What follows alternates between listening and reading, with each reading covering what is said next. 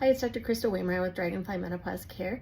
If you are watching this, you are probably coming to see me in clinic, and I've asked that you review this video so that you can get a little information about what we're going to do at your visit. If you're coming to see me for menopause or perimenopausal care, we're probably going to talk about menopause hormone replacement, which is replacement of our estradiol or estrogen. I use those interchangeably, progesterone, and maybe testosterone. The hormones that I prescribe are bioidentical. This means that your estrogen that I replace with an estradiol patch most commonly is the same molecule as what we measure in the blood when you are pregnant. So for example, when a woman is pregnant, her estradiol levels are in the 15,000 plus range. When you're cycling through your periods, when you're fertile in those years before menopause, you are having an estradiol level around 400 plus. When we replace it with menopause hormone therapy, we're aiming for about 50 to 150 to get your symptoms under control and also to get the benefits of the estradiol, which are specifically, besides symptom control, prevention of heart disease, osteoporosis, and dementia. So estradiol is really the worker bee of hormone replacement therapy. But if you have a uterus and we place you on estradiol patches usually, you need progesterone to balance out the effects of estrogen on your uterus. Estrogen causes the uterine lining to get thicker, to grow, because estrogen is the first hormone in our menstrual cycle where our body is setting us up to get pregnant.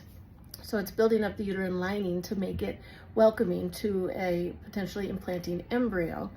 So if we only have estrogen without progesterone and we have a uterus, then we will build up the uterine lining from what we refer to as unopposed estrogen. And this creates a slight increased risk of uterine cancer, which is not something that we want to do. So we will put you on at least 100 milligrams of micronized bioidentical progesterone. That is a capsule that you take every day. So the progesterone balances out the estradiol. Now, side effects are rare, but they are something that I see when we start hormones. Sometimes women, even if they haven't had a period for a few years, might have some vaginal bleeding, spotting. That's okay. It's allowed. It's not scary for up to even 6 months.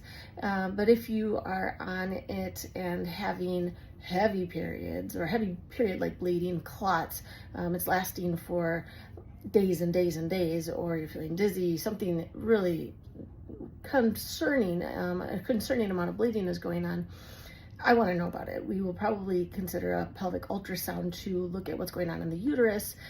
Is there a fibroid that we just awakened with hormones, or is there, heaven forbid, a uterine cancer that's developing?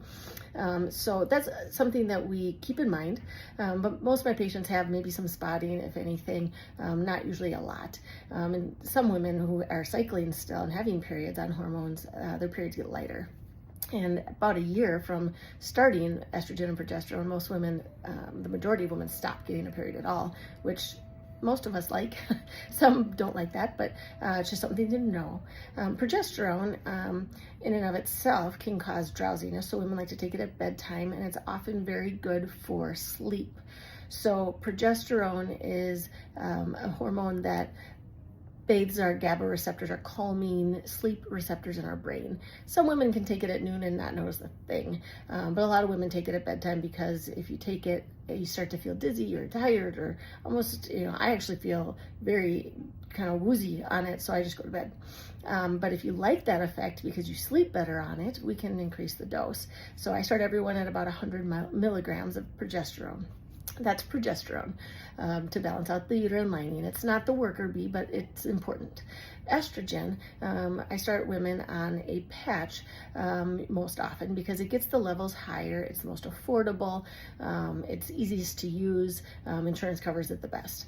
And estrogen is dosed at 1 of 5 levels when it's the patch form, and I usually start every woman on level 3, which is a 0.05 milligram patch, and we start there, leave it go for a couple months, see how it goes. Estrogen can cause some breast swelling or tenderness, and that's something that if it's really bothersome, we'll back your dose down by cutting your patch in half for a little while.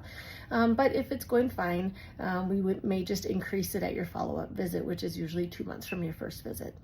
So just some basics about estrogen and progesterone. There are some risks of side effects. I've had women have some rare side effects, and to the point where they wanted to stop it.